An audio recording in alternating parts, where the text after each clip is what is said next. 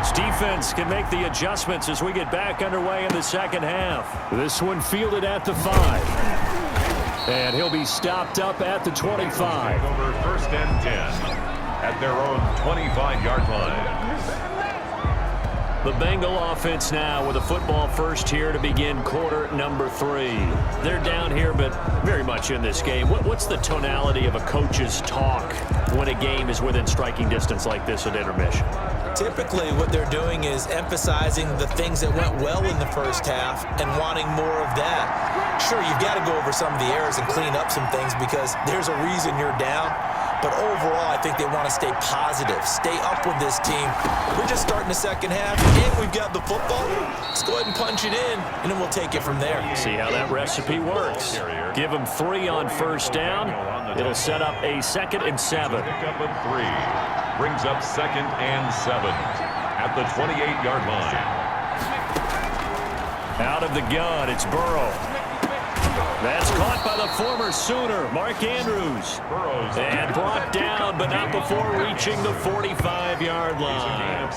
It's a pickup of 17 and a first down. Well, that certainly has to feel good. And it's not all the time that the play caller should get all the credit.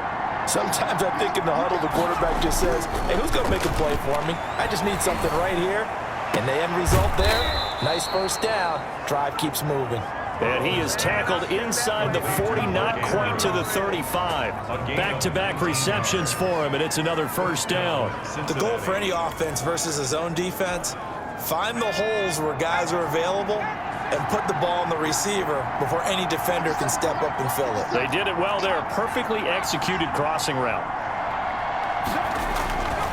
They run it with Balaj. And he'll have a gain of 3 to the 33.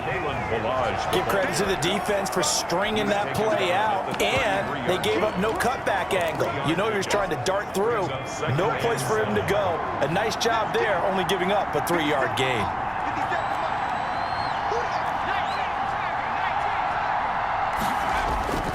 They keep it on the ground. This time it's Mixon. And the play goes nowhere. Losing yardage back near the 40 at the 39.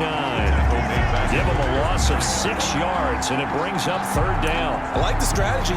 Extra tight ends, extra beef. They want to run the football, but that means they probably want to run it inside. If you get strung out on the perimeter, you're in peril. Yeah, we saw the result, negative yardage.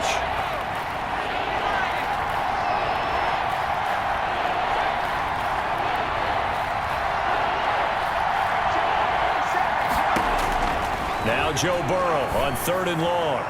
Got a man open, it's Ross. And down to the 20 he'll go before heading out of bounds. Just his 2nd catch of the game so far. This one moves the chains. This drive, it's been a good mix. 3 passing plays, 3 runs, hitting on all 3 of those passes, and the last one putting him in the red zone. So when you think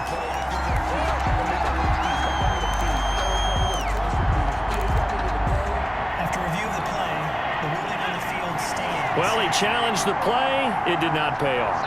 And that means he lost a timeout in that challenge. And as a coach, you hate that. Don't know if you took the advice of the player, you threw it yourself, but it didn't go your way. At the end of the day, it all comes back to the head coach. He has the final determination on whether to actually challenge the play or not. In this case, it didn't pay off for him. And that's got to be so heartbreaking. You throw that flag, you probably feel really confident, and then all of a sudden, boom, you lose the challenge.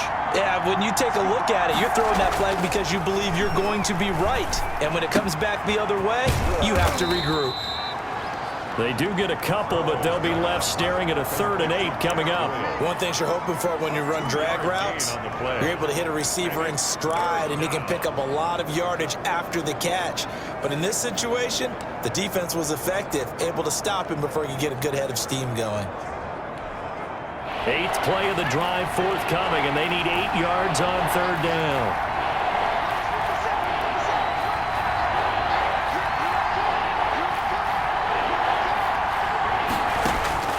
Throwing again, it's Burrow. And he'll take this into the end zone for a Bengal TD. John Ross, his first touchdown on the year. And the Bengals are once again going to retake the lead. All the receivers in the league are plenty good enough, otherwise they wouldn't make it in the NFL. But the ones that go to the Pro Bowl, They have refined route running ability. So now the Bengals offense will stay out there as they'll decide to go for 2. Again, it's Burrow. And that is caught for the 2 points. Conversion is successful and makes the score Bengals 25, Chiefs. So they elect to pass there on the 2-point try. Sometimes could prove risky. There it worked out. Yeah, and I love how you bring up that it can prove risky, because if you get it intercepted and they return it, that's 2 points for the defense, but not on that play. Ty Long set to kick off. Long now will kick it away following the touchdown. Taken about 7 yards deep. And Carter deciding not to bring this one out. At their own 25-yard line. So here's the Chiefs offense ready for their first reps in half number 2. Good drive last time. Really effective passing the football. Do you maybe mix it up, now go to the ground game and surprise the defense a little bit? I would anticipate the defense making some changes, but I wouldn't necessarily just absolutely go in the opposite direction.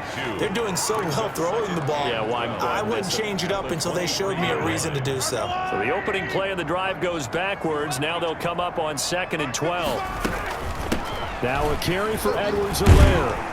And he'll get it up to the 33-yard line. They'll wind up getting 10 back as that sets him up for 3rd down. So from 2nd and long, now we go to 3rd and very manageable. Yeah, they love that phrase, don't they? Because as an offensive coordinator, you can keep people a little bit off balance and guessing, because you don't have to throw it. You can come back with a strong run game if you want to. And if you're in 4-down territory, that really opens things up for you. You can just kind of sense the momentum turning here. It's 1st and 10. 1st and 10 at the 35-yard line. Now they'll throw with Mahomes. Short throw hauled in by Kelsey. And down he goes at the 45 after a pickup of 9. Kelsey. Give him 9 there on the 1st down completion. That last catch short of the marker by just a yard leaves him with a very manageable 2nd and 1. They'll run here with Edwards-Helaire. And he'll get it out a couple yards shy of midfield at the 48. I have to think a major focus of the halftime meetings had to be figuring out how to create space for the running game to get operating. Well, what you pointed out to me at half seems accurate. That line has struggled to sustain blocks. Yeah, I would agree with that totally. They've got to focus on staying on their double teams at the 1st level, make sure that block's secure before they slide off and try and chip someone at the 2nd level. 17 yards on the catch and run. It's a 1st down.